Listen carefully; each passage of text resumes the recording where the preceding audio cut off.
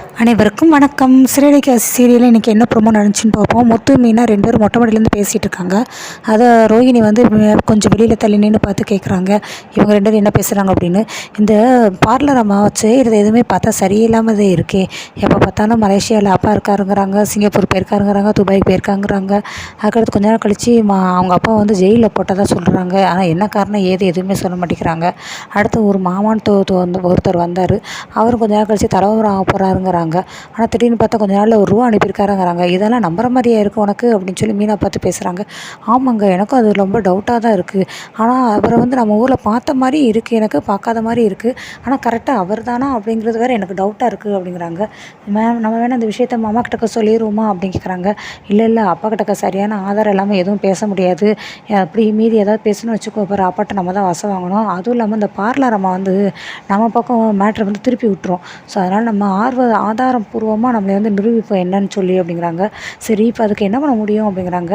இந்த உன்னோட வண்டி காணாம போனப்போ வண்டியை ஃபோட்டோ அனுப்பி நம்மளுடைய ஃப்ரெண்ட்ஸ் குரூப் எல்லாருக்கும் நான் ஷேர் பண்ணி இதை தேடி பிடிச்சி கண்டுபிடிங்கன்னு சொன்னேன். அதை வச்சு தான் அவங்களும் கண்டுபிடிச்சி சொன்னாங்க. அதே போல் இந்த மலேசியா மாமா கூட நம்ம ஊருக்கு போகும்போது ஒரு ஃபோட்டோ எடுத்தோம், ஞாபகம் இருக்கா? அந்த ஃபோட்டோவை எங்களுடைய குரூப்பில் அனுப்பிவிட போகிறேன். அனுப்பிவிட்டு இந்த ஆள் தெரியுமா, இந்த ஆள் எங்கேயாவது பார்த்துருக்கீங்களா அப்படின்னு சொல்லி கண்டுபிடிக்க சொன்னால் உடனே டகன்னு நம்மளுக்கு எப்படியாவது தகவல் வந்துடும்.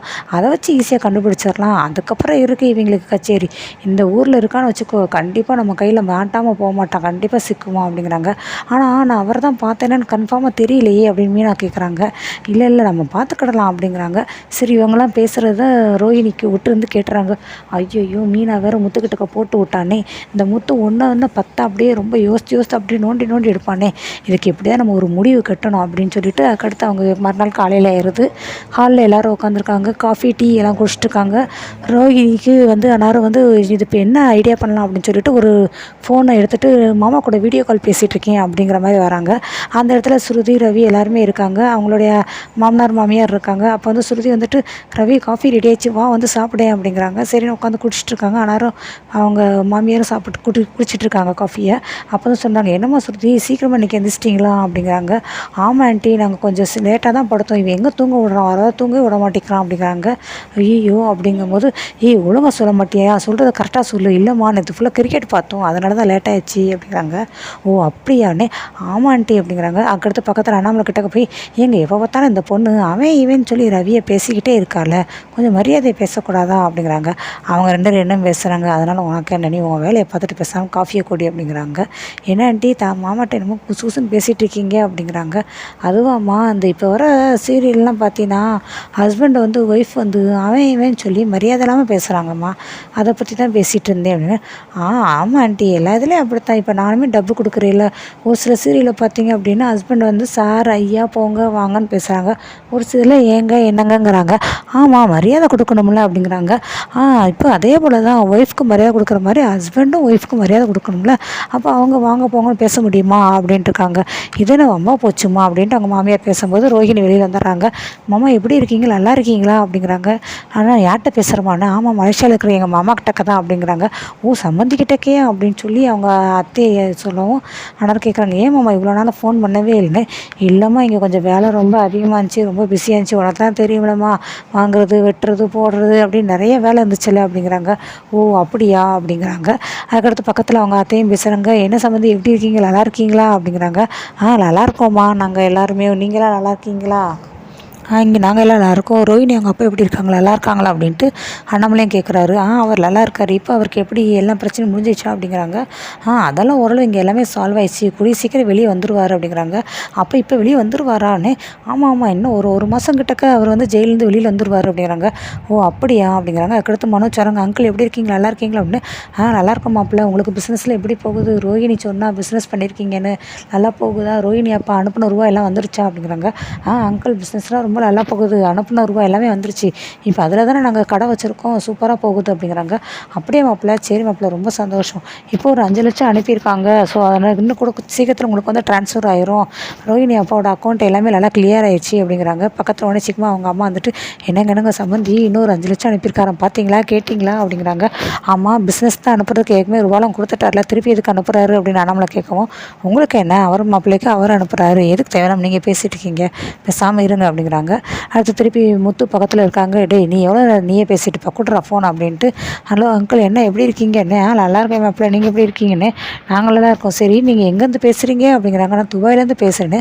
ஆமாம் துபாயில் ஒட்டகம்லாம் இருக்குன்னு சொன்னாங்களே இருக்கா அப்படிங்கிறாங்க. அது பாலைவனத்தில் இருக்கும்.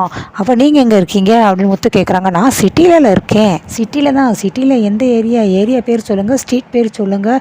துபாயில் எங்கே? அது விவேகானந்த தெரு குறுக்கு சந்தா அப்படிங்கிறாங்க. என்ன மாப்பிள்ள கிண்டல் பண்ணுறீங்க? அப்போ நீங்கள் எந்த ஏரியா எந்த சிட்டின்னு சொல்லுங்கள், எதுக்கு அதை கேட்டு நீங்கள் என்ன செய்ய போகிறீங்க அப்படின்னு சொல்லி அவங்க மாமா கேட்குறாங்க. இல்லை துபாயில் என் ஃப்ரெண்டு கார் ஓட்டுறான், நீங்கள் சொன்னீங்கன்னா எந்த அட்ரஸ்ன்னு எதுன்னு சொல்லி சொன்னீங்கன்னா அவன் நாங்கள் வந்து பார்க்க சொல்லுவேல அப்படிங்கிறாங்க. ரோகிணிக்கு இங்கே இவர் கேட்குறது எல்லாமே ஐயோ திருப்பி நோண்டி நோண்டி கொஷின் மேலே கொஷின் கேட்டுகிட்டே இருக்கானே, எப்படியாவது எங்கிட்ட செல்லை வாங்கணும் அப்படின்ட்டு மனோஜ் அங்கே அங்கிளுக்கு ஏகப்பட்ட வேலை இருக்கும், இவர் பாருங்கள் குறுக்க பேசி கொஷின் மேலே கொஷின் கேட்டுக்கிட்டே இருக்கார், அவர்கிட்ட இருந்து செல்லை வாங்குங்க அப்படிங்கிறாங்க. டக்குன்னு செல்லை பிடிங்கிறாங்க. ஓகே அங்கிள் உங்களுக்கு வேலை நிறைய இருக்கும், நீங்கள் ஒர்க்கை பாருங்கள், நான் பிறகு கால் பண்ணுறேன்னு சொல்லிட்டு வச்சுறாங்க. ஓகேம்மா அப்படின்னு சொல்லி அவங்களும் ஃபோனை கட் பண்ணிடுறாங்க. அடுத்து வந்து ரோகிணி அவங்களுக்கு படம் இப்போ ஒரு வழியாக வீட்டில் எல்லாரையும் நம்ப வச்சாச்சு அப்படின்ட்டு அவங்க எஸ்கேப் ஆகிறாங்க. முத்து மீனா 2 பேர் பேசுகிறாங்க. அவர் நம்ம இப்போ துபாயில் தான் இருக்காரா, நம்ம தான் தப்பாக பேசி பார்த்து நம்ம சொல்லியிருக்கோமா, நேற்று கூட நான் பார்த்த மாதிரி இருந்துச்சுல, இப்போ தான் தெரியுது எந்த ஒரு இதையும் டக்குன்னு நம்ம தப்பாக முடிவெடுக்கக்கூடாது அப்படிங்கிறது. இல்லை மீனா நீ நேற்று சென்னையில் பார்த்ததா சொன்னில்ல, அப்போ கூட எனக்கு அந்தளவுக்கு டவுட் இல்லை, ஆனால் இப்போ எனக்கு கன்ஃபார்ம் ஆயிடுச்சு, நேற்று நீ சென்னையில் பார்த்தேன்ட்டு இருக்க, ஆனால் மறுநாள் இருந்தாலும் எனக்கு ஃபோன் போட்டு பேசியிருக்காரு, எனக்கு இப்போ தான் டவுட்டு ரொம்ப கன்ஃபார்ம் ஆயிருக்கு, கூட கொஞ்சம் சந்தேகமாக இருக்குது, அப்போ இவன் கண்டிப்பாக சென்னையில் தான் இருக்காரு அப்படிங்கிற மாதிரி அப்படிங்கிறாங்க. ஏங்க அவர் தான் துபாயிலேருந்து தானே பேசுகிறாரு, பின்னாடி பேக்ரவுண்ட்லாம் பார்த்தா அந்த மாதிரி தானே இருக்குன்னே. ஐயோ மீனா இப்போ வந்து அறிவியல் காலகட்டம், இப்போ வந்து நிறைய மாறிடுச்சு, ஏன் நிலாவில் டீ குடித்த மாதிரி கூட நம்ம பின்னாடி ஃபோட்டோ எடுத்து நம்ம எடிட் பண்ணி வைக்கலாம், ஸோ இது வந்து அவர் ஏதோ எடிட் பண்ணி தான் வச்சுருக்கான், எனக்கு இப்போ தான் டவுட் இன்னும் அதிகமாகுது அப்படின்னு முத்து சொல்கிறாரு. அந்த ஆள் இங்கே வந்துட்டு போய் ரொம்ப நாள் ஆச்சு, இப்போ வரைக்கும் ஒரு நாள் கூட ஃபோன் கால் எதுவுமே பேசுனதே இல்லையே, ஆனால் நேற்று நீ பார்த்ததா ரோஹிணி கிட்டக்க கேட்ட மறுநாளே அந்த ஆள் திருப்பி வீடியோ கால் போட்டு பேசுகிறாரு, அப்படின்னா அந்த ரோஹிணி தான் எதுக்குள்ளேயோ போய் கோல்மால் பண்ணி ஏதோ பிளான் பட்டு பண்ணுது, ஸோ அதனால் இது கன்ஃபார்மு அந்த ஆள் இங்கே தான் இருக்காரு அப்படிங்கிறாங்க.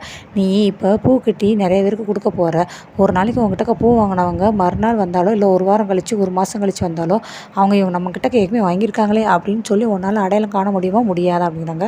அது நான் கரெக்டாக யாவும் அதெல்லாம் வச்சுருப்பேன்னு. அதை தான் நான் சொல்கிறேன், நீ கண்ணை மூடிக்கிட்டே பூ கட்டுற வாசம் ஒன்றை மாதிரி ஆட்களுக்கு ஒரு ஆளை பார்த்தோம்னா நீ ஒரு ஆளை பார்த்தீங்கன்னா அந்த ஆளை கண்டிப்பாக யாவும் வச்சுருப்ப, ஸோ நீ பார்த்தது கண்டிப்பாக மலேசியா மாமாவை தான், அது கன்ஃபார்ம் அப்படிங்கிறாங்க. இருந்தாலும் எனக்கு ரோஹிணியோட லைஃப்பில் ஏதோ நடந்திருக்கிற மாதிரி ஒரு டவுட் இருந்துக்கிட்டே இருக்குது. அந்த ரோஹிணி இந்த வீட்டில் வந்ததுலேருந்து அதோடைய வாழ்க்கையில் ஏதோ ஒரு பின்னாடி ஒரு மர்மம் இருக்குது, அதை ஃபுல்லாக மறைச்சிருக்கு, ஸோ அது என்னென்னு கண்டிப்பாக அந்த மலேசியா மாமா இந்த ஊரில் தான் இருக்கார் அப்படின்னா கண்டிப்பாக என் கண்ணில் மாட்டுவார் பார் அப்படின்ட்டு முத்து சொல்கிறாங்க.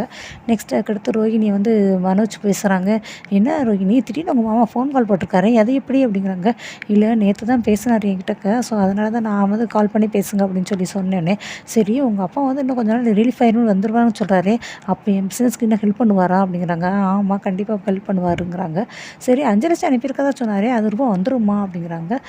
நம்ம தான் இங்கே ஏற்கனவே ரூபா வச்சுருக்கோம்ல, அதில் வச்சு தான் நான் தான் சொன்னேனே, ஏற்கனவே நம்ம ரூபாவில் தான் பிஸ்னஸ் ஆரம்பிச்சிருக்கோங்கிறது அவருக்கு எப்படி தெரியும்னே, நான் தான் சொன்னேன் அப்படி நம்ம அப்பா அனுப்பின மாதிரி வீட்டில் சந்தேகம் வரக்கூடாதுல, அதுக்காக தான் அப்படிங்கிறாங்க. ஓஹோ அப்படிங்கிறாங்க. சரி நெக்ஸ்ட்டு அதுக்கடுத்து வந்து வித்யா அவங்க ஃப்ரெண்டு வீட்டை காட்டுறாங்க, ரோஹினியோட ஃப்ரெண்டு வித்யா வீட்டை. அங்கே தான் அந்த மலேசியா மாமா இருக்காங்க. என்னடி வீட்டில் எல்லாம் பிரச்சனை தீர்ந்துச்சா ஓகேவா அப்படிங்கிறாங்க. இனிமேல் வந்து மீனாவா அங்கே பார்த்தேன் இங்கே பார்த்தேன்னு யாரும் சொன்னாலும் நம்ப மாட்டாங்க, அந்தளவுக்கு பின்னாடி பேக்ரவுண்ட் எல்லாமே பக்காவாக இருந்துச்சு, நானே ஒரு நிமிஷம் அசந்து போயிட்டேன் அப்படிங்கிறாங்க. என்ன பாப்பா ஒரு ஸ்டூடியோ கூட்டிகிட்டு போனாங்க, பின்னாடி க்ரீன் கலர் ஸ்க்ரீன் போட்டிருந்தாங்க, பார்த்தா பேக்ரவுண்ட் எல்லாமே மாற்றிட்டாங்க வீடியோ காலில், எனக்கே ஆச்சரியமாச்சு, இந்த மாதிரி தான் சினிமா எடுப்பாங்க போலக்கு அப்படிங்கிறாங்க. ஆனால் எது எப்படியோ பாப்பா, ஒரு ஆடுன்னு வந்துச்சு, அதுக்கு இலை தலைலாம் கொடுத்து சாப்பிட வச்சா, திருப்பி எப்படினாலும் அது ஒரு நாள் பிரியாணிக்கு வெட்ட தான் போகிறோம், அதே போல தான் நீ ஏதோ ஒரு லைஃபுக்காக நீ பொய் சொல்கிற, ஆனால் எப்படினாலும் பொய் ரொம்ப நாள் நிலைக்காது பாப்பா, கண்டிப்பாக உண்மைக்கு வெளியில் வரும், அதனால் பார்த்துக்கோ, எனக்கு சொல்லணும்னு தோணுச்சு சொன்னேன் அப்படிங்கிறாங்க. நெக்ஸ்ட்டு வித்யாவை நான் போயிட்டு வரேன் பண்ண அவர் கிளம்பிடுறாரு. வித்யாவும் ரோஹினி பேசுகிறாங்க. இருந்தாலும் சொல்கிறது சரிதாண்டி, நீ எப்படினாலும் ஒரு நாள் மாட்ட போகிற, நீ மாட்டுறனால கொஞ்சம் கொஞ்சமாக நெருங்கிட்டே வருது அப்படிங்கிறாங்க. அதுக்குள்ளே நான் எப்படினாலும் மனோஜை வந்து கைக்குள்ளே போட்டுக்கணும் அப்படிங்கிறாங்க. இப்போயுமே அப்படி தானே இருக்கான் அவன் அப்படிங்கிறாங்க. இருக்கான், ஆனால் ஒரு சில சமயத்தில் என்னை பற்றியான கேள்விகள்லாம் கேட்க ஆரம்பிச்சிட்டாரு, ஸோ என் பழைய வாழ்க்கை தெரிஞ்சிச்சுன்னா என்ன நடக்கும் அப்படிங்கிறது எனக்கே தெரியல அப்படின்னு ரோஹினி சொல்லுவோம். கண்டிப்பாக டைவர்ஸ்க்கு அப்ளை பண்ணுவார் அப்படிங்கிறாங்க. இல்லை அது நடக்காமல் இருக்கணும், ஸோ அதனால எனக்கும் அவருக்கும் உறவு வந்து இன்னும் நெருக்கமாகணும் அப்படிங்கிறாங்க. அதுக்கு என்ன பண்ண போகிறோன்னே, எனக்கும் ஒரு குழந்தை பிறக்கணும் அப்படிங்கிறாங்க. ஓ அப்போ நீ 2வது குழந்தைக்கு ரெடியாக போகிறோன்னே, எது எப்படியோ எனக்கு தெரியாது கிடையாது. ஆனால் அந்த குழந்தைக்காக என்னோடய லைஃப்பை விட்டு அவன் போகக்கூடாதுல்ல. ஸோ என் லைஃபுக்காக நான் எவ்வளோ தூரம் போராடுறேன். எப்பயுமே என் லைஃப்பை நான் விட்டு கொடுக்க மாட்டேன் அப்படின்ட்டு ரோகிணி பேசுகிறாங்க. நெக்ஸ்ட்டு ஸ்ருதியும் ரவியும் கட்டுறாங்க. இங்கே பாரேன், ஒரு இதில் ஒய்ஃப் மேலே ரொம்ப அன்பு வச்சதுனால 3 கிலோமீட்டர் வரைக்கும் தூக்கிட்டே போனாராம். இப்போ நீ என்ன பண்ண போற? என்னை தூக்கிட்டு இந்த வீட்டில் 3 ரவுண்டு மட்டும் அடிக்கிற அப்படிங்கிறாங்க. ஏற்கனவே நான் ரொம்ப டயர்டாக இருக்கேன் பண்ணு. இப்போ உன்னால் தூக்க முடியுமா? முடியாதானே? சரி ஓகே அப்படின்ட்டு அவங்க தூக்கி நடந்து போகிறாங்க. ஐயோ வீட்டில் எல்லோரும் பார்ப்பாங்களே, பார்க்குறாங்க. உனக்கு என்ன அப்படின்ட்டு ஸ்ருதி சொல்கிறாங்க. கரெக்டாக முத்து மீனா பார்த்துறாங்க. டேய் என்னடா பழக்குறளுக்கு காலில் எதுவும் அடிபட்டுச்சா என்ன தூக்கிட்டு போகிற அப்படிங்கிறாங்க. என்னாச்சு ஸ்ருதி, ஏன் தூக்கிட்டு போகிறீங்க? நீங்கள் என்ன சொன்னீங்க ரவி கிட்டக்க அப்படின்னு மீனாவும் கேட்கவும், இல்லை நான் 3 ரவுண்டு என்னை தூக்கிட்டு இந்த வீடை ஃபுல்லாக சுற்ற சொன்னேன் அதான் அப்படின்னு சொல்கிறாங்க. ஸோ இதை வச்சு நம்ம நாளை பார்ப்போம். மறக்காமல் சப்போர்ட் பண்ணுங்கள். தேங்க்யூ.